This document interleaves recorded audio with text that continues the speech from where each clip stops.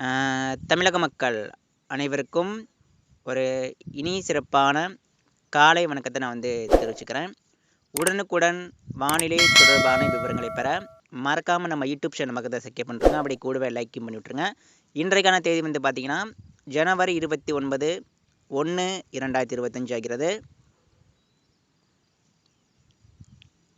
தற்பொழுது நிலவரப்படி பார்த்தீங்கன்னா காற்று சுழற்சி இலங்கைக்கு தெற்கு புறம் தற்பொழுது நீடிக்கிறது.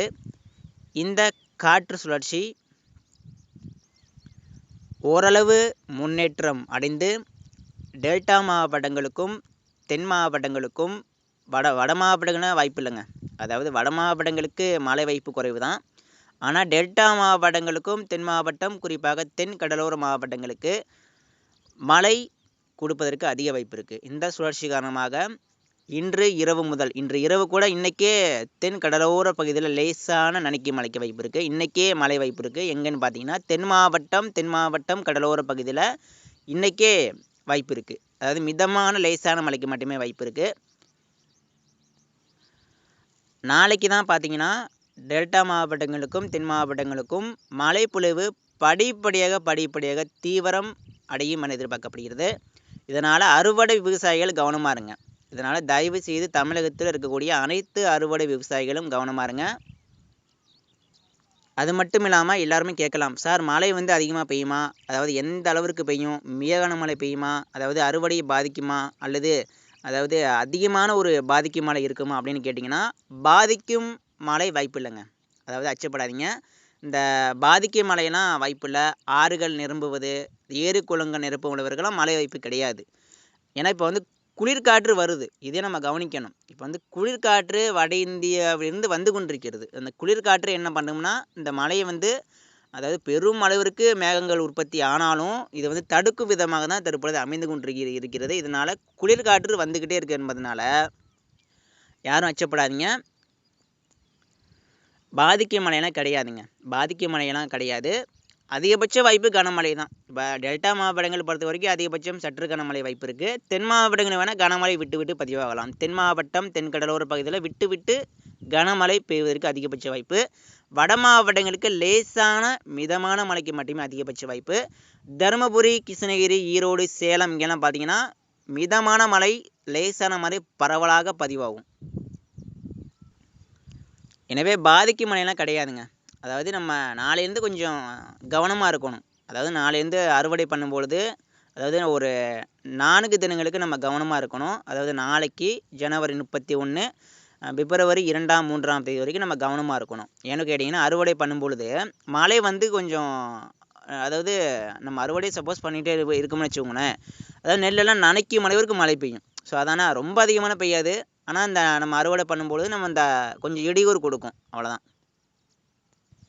அதான் சொல்கிறேன், அறுவடை விவசாயிகள் கவனமாக இருங்க. அதாவது இன்றைக்கி முழுக்க இடைவெளி இருக்கிறது. இன்று இரவு வரைக்கும் டைம் இருக்குது. நாளைக்கு பார்த்திங்கன்னா படிப்படியாக மழைப்பொழிவு தீவிரமடையும் என்பதனால் கவனமாக இருங்க. இன்றைக்கி பார்த்திங்கன்னா இரவு வரைக்கும் டைம் இருக்குது. இதனால் அறுவடை விவசாயிகள் இன்று அச்சமின்றி உங்களுடைய அறுவடை பணிகளை செய்யலாம். நாளை முதல் பார்த்திங்கன்னா நம்ம தமிழகத்தில் கிளைமேட் அப்படியே தலைகீழாக மாறும். அதாவது மேகமூட்டம் சூழ்ந்து காணப்படும், வெயில் குறையும், வெப்பம் இதை விட ரொம்ப கீழே குறைஞ்சிரும். அதாவது பகலில் கூட அதாவது கிருஷ்ணகிரி, ஊட்டி, தருமபுரி, வட மாவட்டம், வட உள் மாவட்டம், மேற்கு மாவட்டங்களுக்கு, அதே போல் வட உள் மாவட்டங்களுக்கு கடும் பனிப்பொழிவு காணப்படும். அது பனியும் பெய்யும், லேசான மிதமான மழையும் பனிப்பொழிவுடன் சேர்த்து பெய்யும். எங்கெங்கன்னு கேட்டிங்கன்னா பனிப்பொழிவுடன் சேர்ந்த மழை பார்த்திங்கன்னா வட மாவட்டம் லேசான மிதமான மழை பெய்யும். கிருஷ்ணகிரி, தருமபுரி, திருவண்ணாமலை, கள்ளக்குறிச்சி, அதே போல் கரூர் மாவட்டம், மேற்கு பகுதி, கோயம்புத்தூர், ஈரோடு, குறிப்பாக ஊட்டி, இந்த சேலம் இங்கெல்லாம் பார்த்திங்கன்னா பனியும் பெய்யும், மழையும் பெய்யும், கடும் மேகமூட்டமாக இருக்கும். அடுத்து நம்ம டெல்டா மாவட்டங்களை பொறுத்த வரைக்கும் தஞ்சாவூர், திருவாரூர், ஒரத்தநாடு, பட்டுக்கோட்டை, புதுக்கோட்டை மாவட்டம், திருச்சிராப்பள்ளி மாவட்டம், அரியலூர், பெரம்பலூர், புதுச்சேரிக்கு தெற்கு பகுதி, அதேபோல் கடலூர், காரைக்கால், நாகப்பட்டினம், அதிராமப்பட்டினம், வேதாரண்யம், குறிப்பாக தெற்கு டெல்டாவில் அதிகபட்சம் சற்று கனமழைக்கு வாய்ப்பு இருக்குது. டெல்டா மாவட்டங்களில் பரவலாக லேசான மிதமான மழைக்கு மட்டுமே அதிகபட்ச வாய்ப்பாக தெரிகிறது. டெல்டாவில் கூட கனமழை பெய்யுங்க. டெல்டாவில் கூட கனமழை பெஞ்சாலும் அது எங்கேயாவது தான் பெய்யும். ஆனால் பரவலாக கிடையாது. டெல்டாவில் கனமழை பெய்யும். அது எங்கேயாவது சில இடங்களில் மட்டும் பெஞ்சிட்டு போயிடும். அவ்வளோதான். அதுவும் நீடிக்காதுங்க. அதாவது கவனிக்கணும். மழை ரொம்ப நீடிக்காது. நம்ம ஒரு 48 மழை பெஞ்சால் நம்ம கவலைப்படணும். அதை டக்குன்னு போயிடும். இப்போ குளிர்காற்றெல்லாம் பார்த்தீங்கன்னா தொடர்ந்து வீசிக்கிட்டு இருக்கிறதுனால அந்த மழை ரொம்ப தீவிரப்படுத்தி நீடித்து நின்று நிலம் பெய்யாது. வரும், படப்பட்டு வரும், டக்குன்னு போயிடும். அவ்வளோதான். அதே போல் தென் மாவட்டங்களுக்கு அதே தான். தென் மாவட்டங்களுக்கு கனமழைக்கு அதிகபட்ச வாய்ப்பு. குறிப்பாக ராமநாதபுரம், ராமேஸ்வரம், தூத்துக்குடி, கோவில்பட்டி, திருநெல்வேலி, கன்னியாகுமரி தென் கடலோர மாவட்டங்களுக்கு கனமழைக்கான வாய்ப்புகள் வாய்ப்பு இருக்கிறது. ராமேஸ்வரம், தூத்துக்குடி, கோவில்பட்டி, ராமநாதபுரம், சிவகங்கை, அதே போல் காரைக்குடி தென் கடலோர மாவட்டங்களுக்கு கனமழை எச்சரிக்கை கண்டிப்பாக இருக்கிறது. அதே போல் தென் மாவட்டம் உள்பகுதி மதுரை, மணப்பாறை, திண்டுக்கல், தேனி, கோவில்பட்டி, அதே போல் தூத்துக்குடி மாவட்டம் மேற்கு பகுதி, தேனி மாவட்டம் மேற்கு தொடர்ச்சி மலை பகுதிகள், சிவகாசி, தென்காசி, ராஜபாளையம், தென் மாவட்டம் மேற்கு தொடர்ச்சி மலை பகுதியெல்லாம் பார்த்திங்கன்னா விட்டு விட்டு அவ்வப்போது கனமழை, பரவலாக மிதமான மழை பரவலாக தென் மாவட்டங்களில் பதிவாக வாய்ப்பு இருக்குது. கோயம்புத்தூர், நீலகிரி மாவட்டம், அதாவது நீலகிரி முதல் கன்னியாகுமரி வரைக்கும் தமிழக அனைத்து மேற்கு தொடர்ச்சி மலை மாவட்டங்களிலும் விட்டு விட்டு கனமழை பதிவாகும். எனவே தென் மாவட்ட மக்கள் கவனமாக இருங்க. தென் மாவட்டங்களுக்கு கனமழைக்கான வாய்ப்புகள் அதிகம் தெரிகிறதுங்க.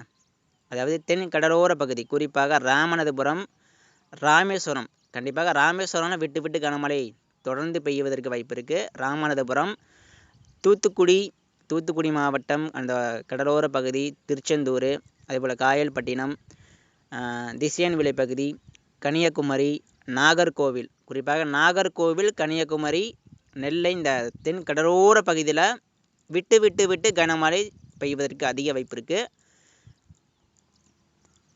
தென் மாவட்டம் உள்ளேயும் மழை இருக்குது. தென் மாவட்டம் கடலோர பகுதியில் கனமழை விட்டு விட்டு பதிவாகும். டெல்டா மாவட்டங்களுக்கு பரவலாக லேசான மிதமான மழை பரவலாக பதிவாகும். அவ்வப்போது கனமழையாக இருக்கும். வட மாவட்டங்களுக்கு வாய்ப்பு உதவி தான். வட மாவட்டங்களுக்கு அதிகபட்ச வாய்ப்பு லேசான மழை தாங்க. கனமழைலாம் கிடையாது. அதிகபட்ச வாய்ப்பே லேசான மழை தான். ஏன்னா இப்போ வட மாவட்டங்கள், வட உள் மாவட்டம், திருப்பத்தூர், ராணிப்பேட்டைங்கெல்லாம் பார்த்தீங்கன்னா கடும் பனிப்பொழிவு. இப்போ மைசூர், பெங்களூர் பார்த்தீங்கன்னா -18 டிகிரி 17 டிகிரி கீழே குறைஞ்சிருச்சு. ஏன்னா அந்தளவுக்கு வெப்பம் குறைந்து கடும் பனிப்பொழிவு. பகலில் கூட 9-10 மணிக்கு மேலே தான் இப்போ கிருஷ்ணகிரி, அதே போல் இந்த ஒசூர், மைசூருங்கெல்லாம் பார்த்தீங்கன்னா ஒரு 10 மணிக்கு மேலே தான் வெயில் அங்கே வருது. ஏன்னா அந்தளவுக்கு கடும் பனிப்பொழிவு. அடுத்தடுத்து வரக்கூடிய நாட்களில் இன்னும் அதிகமாகும். ஏன்னா இப்போ உயரழுத்தங்கள் வடக்கு இருக்கிறது. அடுத்தடுத்து வரக்கூடிய நாட்களில் உயரழுத்தங்கள் தெற்கு நோக்கி தமிழகம் நோக்கி வந்துடும். எனவே பனிப்பொழிவு தொடருங்க. நம்ம தமிழகத்தில் பிப்ரவரி மாதம் வரைக்கும் பனிப்பொழிவு கடுமையாக தொடருங்க. நன்றிங்க. எல்லாருமே கவனமாக இருங்க. பனிப்பொழிவு அடுத்தடுத்து வரக்கூடிய நாட்கள் அதிகரிக்கும். நன்றி.